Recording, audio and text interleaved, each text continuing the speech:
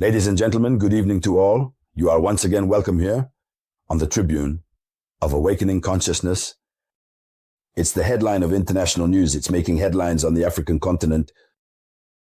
Yes, it's the beginning of the reading of the hour for the former Senegalese president, Macky Sall. So, Macky Sall, who led the country, who led Senegal from 2012 to 2024, and who currently resides in Morocco, in the Sharifian kingdom, where he reportedly, how can we say this? He's also somewhat like purchased estates. In any case, he has his private apartment on the side of the Sharifian kingdom. And it is there that he has prepared as being the only place that can host him for the rest of his time. During his post-power period, let's put it that way. But the news is very bad for Macky Sall, since the spokesperson for the Senegalese government announced last Friday, so I believe it was in February 28th, something like that, he announced the obvious appearance before the Senegalese justice of the former president, Macky Sall. Macky Sall must therefore appear. What is Macky Sall being accused of? And obviously you are not unaware, for all those who have been following me here for a long time, when the Dayo Sonko Diomaye Faye had allowed President Macky Sall to leave. As Pan-Africans, we were outraged. We protested to say that it was not a good idea. And besides, that's what led to the fact that he was free, the fact that he had not been summoned before the Senegalese justice. We had said at the time, I had said that this is what led to the fact that Sonko Diomaye Faye had allowed President Macky Sall to leave. As Pan-Africans, we were outraged. We protested to say that it was not a good idea. It pushed Macky Sall, and he attempted to return to the political scene through manipulation by France. You know, France, Emmanuel Macron had given him a position, the position of special representative of, 3P, but then he resigned to lead a coalition. He was seeking to become the president of the National Assembly.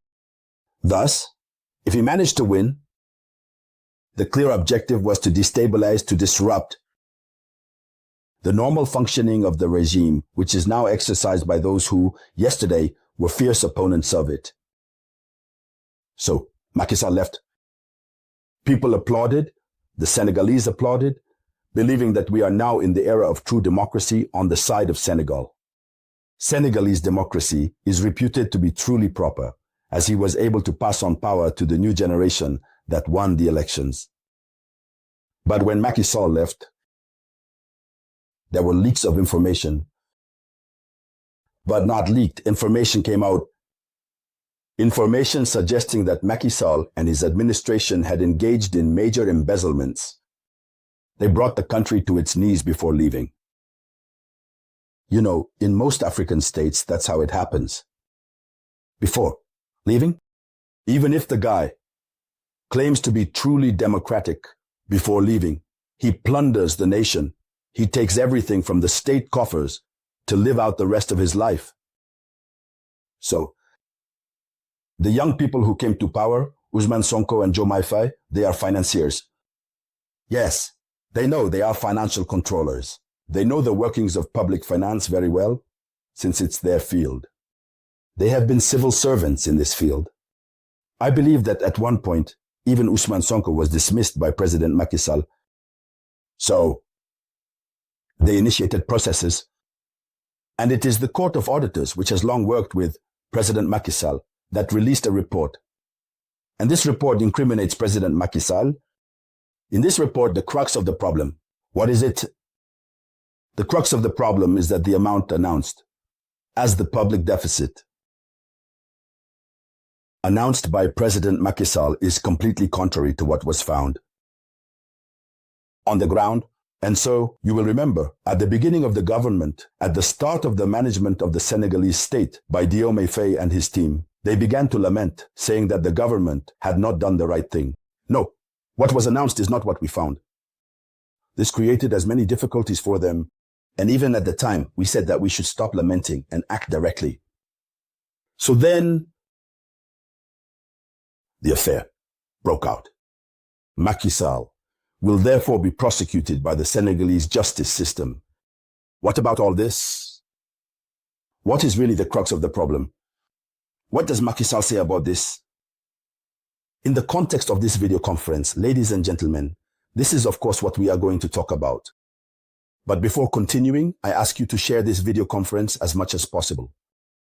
Share it in all possible groups. Give it a lot of likes. This gives the video conference a lot of visibility and motivates me in more ways than one. Always leave a comment, even if it's just "Good evening, the Samouraï." Senegal is shaken once again. It must be said, Senegal is shaken once again. Because whatever happens, we always have supporters of Macky Sall in Senegal. And if legal proceedings are initiated against Macky Sall, it would be one of the first times since the Senegalese state gained independence. If I'm not mistaken, if I'm not wrong, it would be one of the first times a former president appears before the judiciary. So, it would be possible, since there is already a report. This report, which has been produced and which, obviously, states that there are amounts that have disappeared, or false announcements have been made. So, let's go over the figures. We have this institution that oversees the Court of Auditors, which audits public accounts, and has produced the report. And in the report, we see a decline, a real deficit that creates a total discrepancy between what Macky Sall announced and what was the reality. So, the Court of Auditors highlighted that the facts reported in its report are presumed to constitute mismanagement, factual management issues, or offenses of a criminal nature. So, the debt stock represents 99.67% of GDP. Senegal's external public debt, which the Sonko regime found, amounts to 99.67%. So one could say it's 100% of GDP. In other words, Senegal is indebted to the core. While Macky Sall was announcing that he had left a country in the green, a country that was on the path to development. Meanwhile, on the ground, the country was in debt. One could even say that the country was living on debt. Because if you have a country whose GDP, the gross domestic product, is in debt, meaning that the GDP itself is indebted up to 99.67%, it means you are not dealing with a country that is ready to take off, to get out of it. So, according to the Court of Auditors, the rate is higher than the amount announced by the previous regime. The budget deficit, recalculated by the court for the year 2023, is, for example, 12.3% of the budget deficit. However, what Macky Sall announced, he announced a 4.9% budget deficit. So you see the gap? Macky Sall therefore provided figures that are not accurate, a way for him to fill his pockets and then leave.